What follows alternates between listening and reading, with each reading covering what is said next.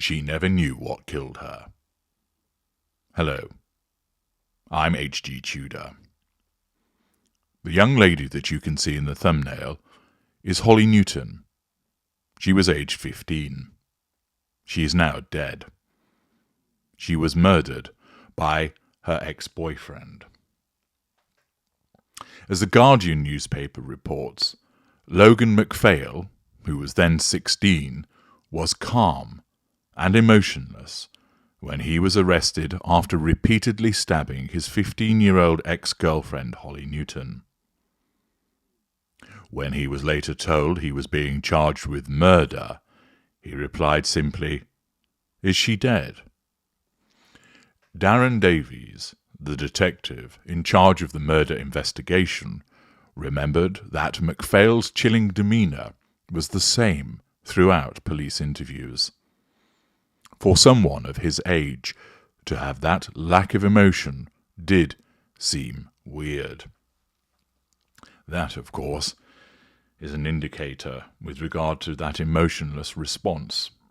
It is evidence of an absence of emotional empathy, and also could be indicative of other aspects also. The report states, "It may never be known precisely what was going on in MacPhail's mind as he stabbed Holly in a frenzy." Pausing there, that frenzy suggests heated, ignited fury being evidenced. But the reason for it appears to be frighteningly mundane. He had been in a teenage relationship for 18 months, and when Holly said it was over, he could not accept it. He was jealous that she may have met another boy, so he killed her.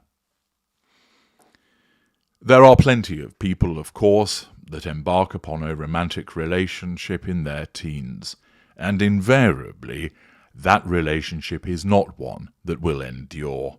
There are occasional instances of people who do meet up as first boyfriend and girlfriend and stay together. I know of at least 2 couples who have met that way, and they did so at school when they were just teenagers, and they're still together today. But for many people, it's all part of that growing up and exploring and finding out about life as you embark upon that first relationship and perhaps realise it's not right for you, and therefore it ends.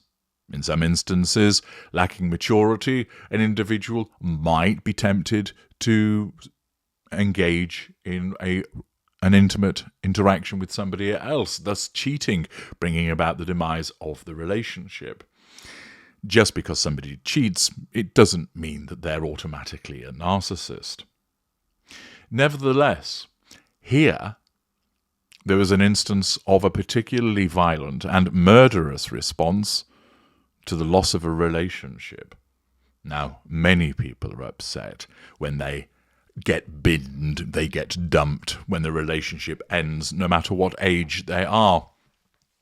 And they're older, they may well have more invested. Years spent with that person, memories forged, a house together, shared finances, shared social groups, and of course children, all of which must be unravelled and unpicked, which an individual may find particularly distressing.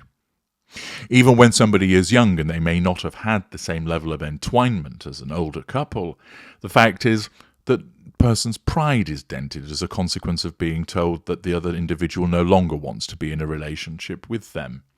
They're hurt, they're upset, they may well be angry, they may not understand, they may talk ill of that person for them doing that, they may feel a sense of injustice about how they've been treated. In some instances, they may be accepting and recognise that this person is making a choice, and although they don't like it, they have to go along with it. They might sometimes even recognise that it wasn't really working and I understand, and they soon move on. But few respond in the way of taking a knife and repeatedly plunging it into that person. That is determinative of another type of behaviour. Holly Newton's murder raises important issues about domestic abuse among young people, the intensity of their relationships, and teenage knife crime more generally. For Holly's family, the biggest issue has been losing a happy, popular, adventurous girl who they said would do anything for anyone. Naturally, they are going to view their deceased daughter in a favourable light, anybody would, but it does sound that she was a kind and caring individual. Holly and her killer, now aged 17, met at Army Cadets. A year or so later, they were an item in an apparently a normal teenage relationship. Holly's mother, Michaela Trussler, said there was nothing out of the ordinary. They seemed happy together, with Holly helping MacPhail with his speech problems and reading difficulties. A couple of months before she was killed, it became apparent Holly was not happy and no longer wanted to be in the relationship, Trussler said. Because she was so young, she didn't really know how to get out of it. With Holly, she quite often felt sorry for people, which is why she kept going back and forward. The court heard that MacPhail was obsessed with Holly, and her mother agreed. That's the only way to describe it, but I don't think we knew quite how obsessed until his behaviour changed.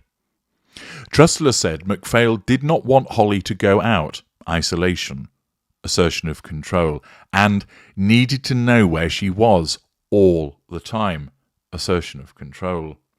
Even when she was at home, he wanted to know what she was doing, lack of boundary recognition, assertion of control.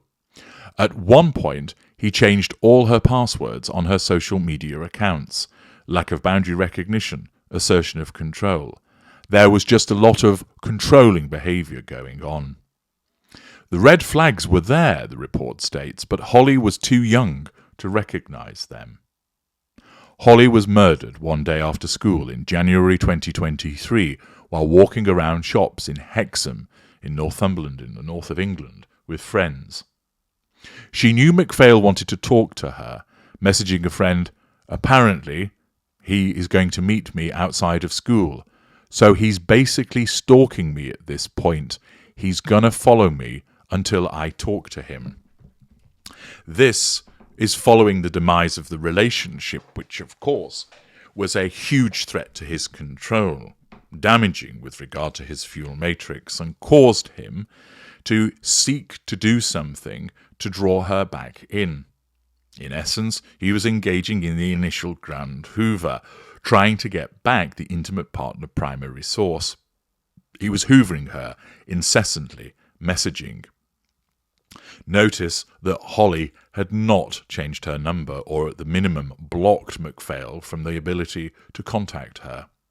She wouldn't have understood the necessity of doing so because she had no familiarity with what her soon-to-be killer was and is. Furthermore, she had nothing to compare the relationship against as it was her first romantic relationship. Additionally, she had not been taught or schooled with regard to looking out for the red flags of an abusive individual, because this information isn't made available to the extent that it ought to be to young people as they enter into these types of relationships.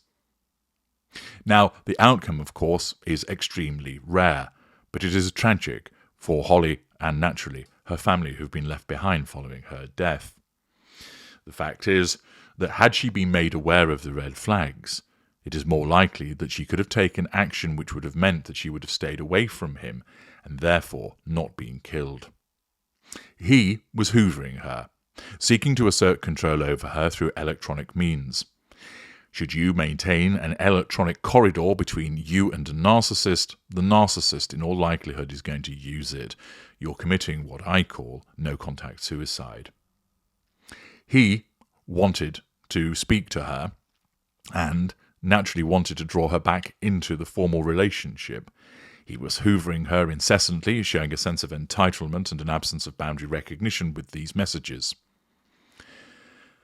The jury was shown CCTV of MacPhail following Holly for 45 minutes as she walked around Hexham, ducking out of sight if he thought he had been spotted. Physical hoovering. Eventually, he approached Holly and she agreed to talk to him down an alleyway. She had no idea MacPhail had a knife, which he used to stab her repeatedly. In less than a minute, he inflicted 36 knife wounds, stabbing Holly 12 times, slashing her 19 times, and leaving 5 defense-type wounds on her hands. MacPhail told police Holly had been horrible to him, victim mentality, blame-shifting, and I was meant to kill myself, but it went too far. Notice, all about him. The description, of course, of Holly does not suggest that she's a horrible individual in the slightest, that she would do anything for anybody, and she had, of course, felt sorry for him, and she'd been helping him with his learning difficulties and speech problems.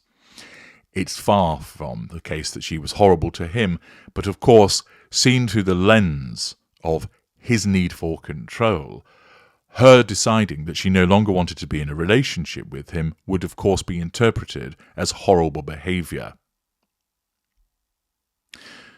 A striking part of the case was how long it took to come to trial. MacPhail has a low IQ and learning difficulties. His lawyers argued he was not fit to plead or stand trial. It meant that the trial did not take place until 18 months after Holly's death, a significant delay. Holly's family say she was the victim of controlling behaviour, but was too young to be classed as a victim of domestic abuse. Pausing there, this case has actually prompted a consideration of a change in domestic abuse law. Her mother said the fact that she was too young to be classed as a victim of domestic abuse was wrong. She said, coercive control comes under domestic abuse, and because Holly was 15, we're not allowed to call it that. It just goes down as knife crime. But obviously, it was so much more than that. This is a huge part of the case. It is a massive part of it, and it's definitely something that people need to hear. He definitely felt if he could not have her, then nobody could. This is a classic behaviour of the narcissist, which is, if I can't control you by drawing you back, I'll control you by ensuring that nobody else can have you. That thought will often go through the mind of the narcissist, but they may well be unable to act on it. Here he was. The fact is, Holly Newton did not see what killed her. She did not see the actual behaviours and what they meant. Because of her youth and the fact that she had not been educated in this way, she had no idea of what she was dealing with, what that meant, and what the potential outcome could be for her. Her mother is entirely correct. It isn't just a knife crime. It is more than that. It is an individual with a pathological need to control, who had that need for control massively rent apart as a consequence of the ending of the relationship, and thereafter was focused on regaining that control, although he didn't know that's what he was actually doing. His narcissism will have told him that he needed her back because he loved her, that it was wrong for her to have ended the relationship, that it was unfair to him, that it was a horrible thing to do.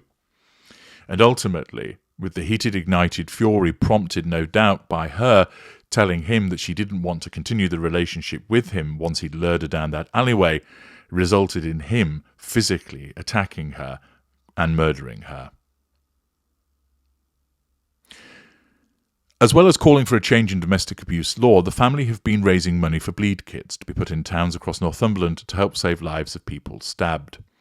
Davies, a detective in Northumbria Police's major investigation team, said of MacPhail, "He's ruined his own life, but he's also ruined many, many other lives through seemingly no other reason than a girl didn't want to go out with him anymore."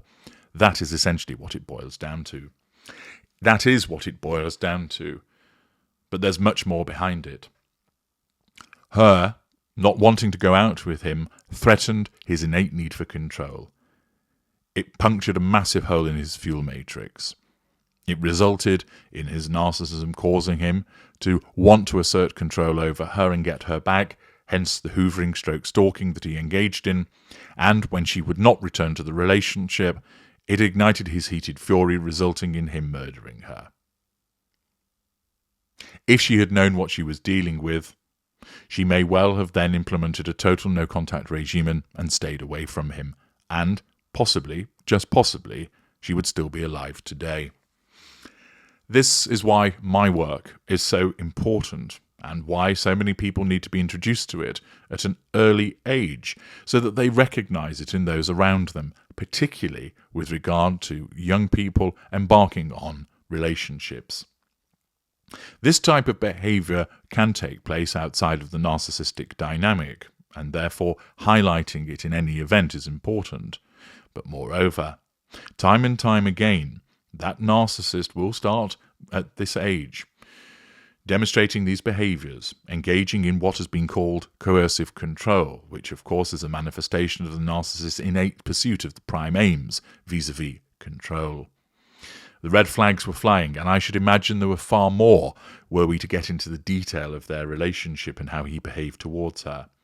I should imagine that he sought to monopolise her time, that he sought to isolate her from her friends, that he probably smeared certain people in order to ensure that she didn't want to spend time with them and she would spend time with him. I should well imagine that he would issue threats against her to ensure that he got to spend time with her, that he would flatter her, that he would also play the victim, doling out pity plays. I dare say that if we access the body of evidence in relation to how their relationship was, we would uncover yet more narcissistic indicators. But as it stands, the synopsis that has been provided of this tragic event demonstrates that this is an instance where a number of red flags were flying, but the victim of a murder was unable to see what it was which truly killed her. I'm H.G. Tudor. Thank you for listening.